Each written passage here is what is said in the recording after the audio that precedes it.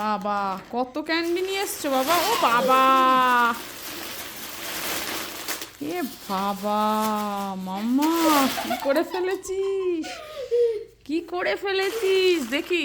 1000-এর উপরে থাকবে এর মধ্যে। 1000 নাকি?